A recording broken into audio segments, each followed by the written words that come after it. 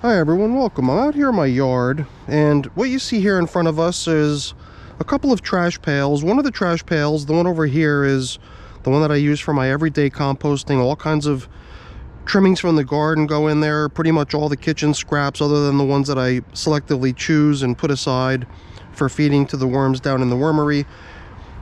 This over here in the grow bag is an outdoor worm bag. So I've got worms living in here, quite a few, and the worms actually were recruited out of the compost barrel. So the worms made their way into there voluntarily. I never put a worm in there, but they're in there in vast numbers. So I periodically go into there to build bins like this to populate them with worms. This bin hasn't been fed now for 2 weeks, and 2 weeks ago when we came in to feed, we actually found a bunch of leftovers. It was like a whole apple, there was a whole kiwi, leftovers from the previous feeding 10 days prior. But nevertheless, we went ahead and we just administered that feeding 2 weeks ago. We gave them asparagus, we gave them cabbage, we gave them pumpkin, coffee, I think. We even sprinkled the top surface of the container with a bunch of crushed eggshell as grit for them, because frankly I forgot to add it as part of the feeding. I'm not putting grit in today, but what I've got for them consists of a pretty routine feeding, at least routine down here in my worm systems. Frozen stuff. This is actually a whole bunch of juice that was dropping out of the frozen onion and frozen tomato. So I threw the whole thing into the freezer. So all this stuff is juice from the veggies. There's some coffee here. I think the time has come to retire this old plastic container. It's full of cracks and I've been taping the edge of it, but I believe the time has come to commission a brand new container for future use. There's coffee here as well as the filter, and while the filter is a nice little carbon food source for the wormies, I'm giving them also a nice little dose of bedding to go with the feeding as well. So I've got my glove on, I'm all set to feed. Let's get to work. I am curious if any of that grit that we sprinkled out onto the top surface was consumed. I can already see traces of it in here, so maybe they didn't really stumble on it. It's not the sort of thing that I would think that they can sense or be attracted to, so it's probably more a matter of them just stumbling on it, and if they need it they'll be able to snatch it up, but I don't know if they can sense that it's there, if they need it, that they'd be able to hunt it down. So I've got this really tattered piece of paper on top here. It used to be just a round piece of cardboard, and it's at this point just a sheet of paper that used to be part of the cardboard. I think the rest of the cardboard just sort of delaminated and has been composted, but somehow this one piece has been sticking together, and I think its days are numbered. I don't know how much longer we're going to be able to continue using it this way as a top cover. Well, you know, it does look to me like the grit was not very interesting to these little guys. It doesn't look like much, if any, of it was utilized. Doesn't matter, it's fine by me. But man, look at that pit. I mean, we did have a whole bunch of food to add, as well as a bunch of bedding to add with it, and some leftovers. So it's not surprising that we made a nice big cavity to place all that stuff into. Let's check out how this feeding from 2 weeks ago has done. I think it's pretty common knowledge that in worm bins the action of the worms is hindered or slowed down a little bit with the drop of temperatures, and over the past couple weeks since this system was last fed, the temperatures, especially overnight, have really dipped down. Many evenings there have been temperatures down around freezing and below freezing, and it's just going to continue that way. It's still early December. We've got all of winter to go. Officially, winter's not even started yet, not for a couple more weeks. So there's going to be some nice cold temperatures out here, but these worms are pretty tough. I always feel like I've kind of coddled them a little bit, because I do get criticized about that a bit. About, you know, hey, don't worry about them, they're going to be just fine. You don't need to fawn over them as much as you do. Because they are tough. Tough little critters, much more tough than I think we give them credit for sometimes. I do remember seeing this stringy material, whatever the heck this is. I'm not sure if it's actually gonna break down or not, because it does seem to keep making an appearance, and something this flimsy should be gone by now, you would think, right? If it was going to break down, and it doesn't even break when I try to tug at it. I think I'm making the decision on extracting this thing with the assumption that it's not an organic substance. And then sometimes I even wonder if I should extract things that are organic substances, like this peach pit, because that's never going to go anywhere. At least not in the years that I've been doing this. I've never really seen any progress on a peach pit or a plum pit or anything like that. Although I do have a number of them in some of my systems right now, so perhaps I'll finally get a chance to see some of that stuff breaking down. It would be kind of interesting to see a peach pit or a plum pit break down.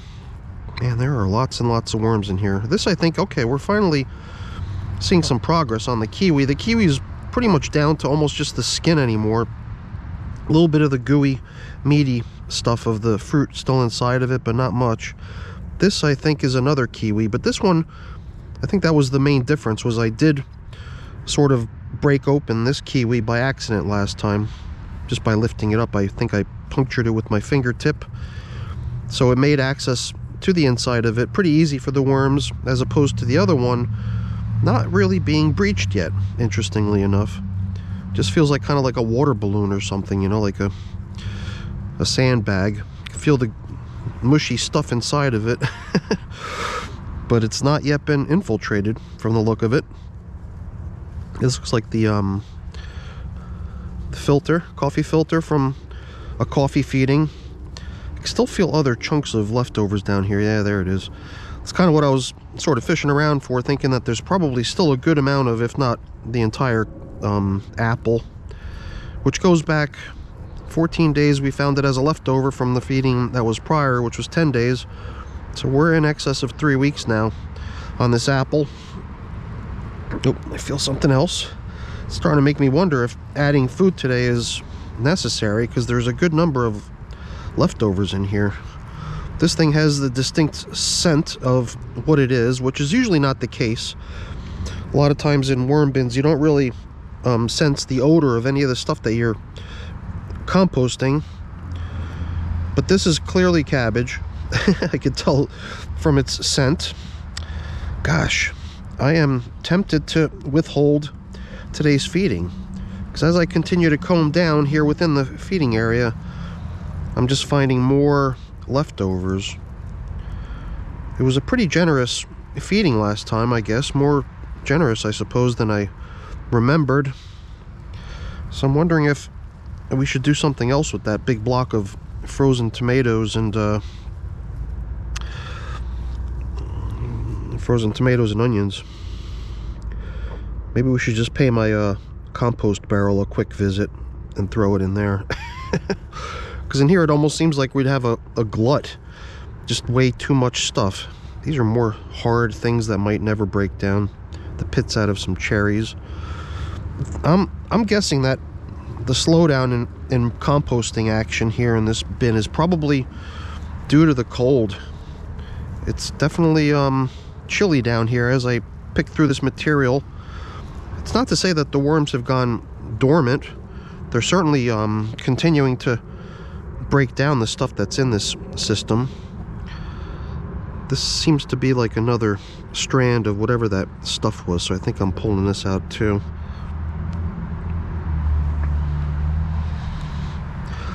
I think you'd probably agree with me that adding more food at this stage might not be a good idea, you know? I mean, we could throw in a whole bunch of bedding to mix all this stuff in with, so that the worms have, you know, an ongoing supply of bedding, which isn't going to sit there and just rot if the worms don't eat it. I think it should be okay. So maybe we can just sprinkle in some of my prepared bedding and maybe skip today's feeding. I was a little surprised to find that that was the case today. I really didn't expect that. And it's actually kind of rare for me to forego a feeding, especially when, you know, bang, it's right there. I got the food all set to go. Well, it's just a matter of putting it in. You know, my mode of operating around my worms usually is to just assume that the foods that are already in there are gonna, you know, not last much longer and should get consumed pretty soon, and that adding the additional supply of backup nourishment is not an issue. But in here, as I gradually begin to return a lot of these leftovers from previous feedings, I'm sensing that we're good for now as far as food supplies in this container, and that adding more would probably not be such a good idea right now. Let's just give these little guys a little bit additional time to continue on with the stuff they got here. Perhaps the amount of stuff that was in here was a little bit more than I anticipated too. I somehow thought that when I put in a lot of this cabbage and some of this other stuff, that it was just kind of loose leafy stuff, possibly consisting mostly of air, and that there wouldn't be a lot of wouldn't take a lot of time to see the stuff broken down in the worm bins. But maybe there was just a little bit more than I thought. So I think we're gonna skip today's feeding. But you know what, let's bring in my supply of bedding. We'll go ahead and we'll kind of almost level things off here by giving them a nice generous couple handfuls of my prepared bedding. This is really just shredded paper and cardboard. There's some leaves mixed in.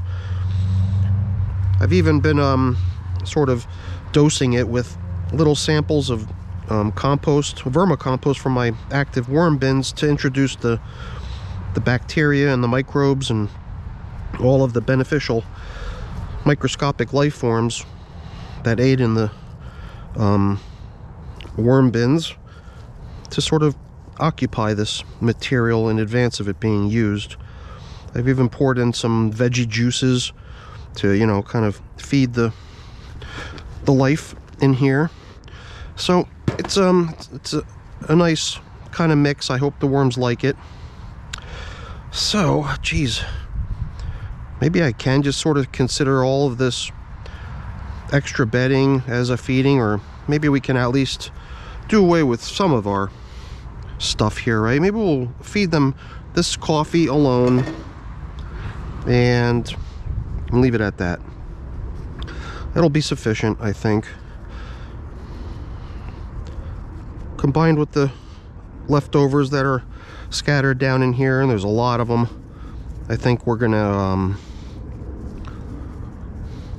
be okay in here, maybe for another week or so, maybe longer. Maybe if temperatures continue to drop, and I know they will, then, you know, activity in here could continue to slow.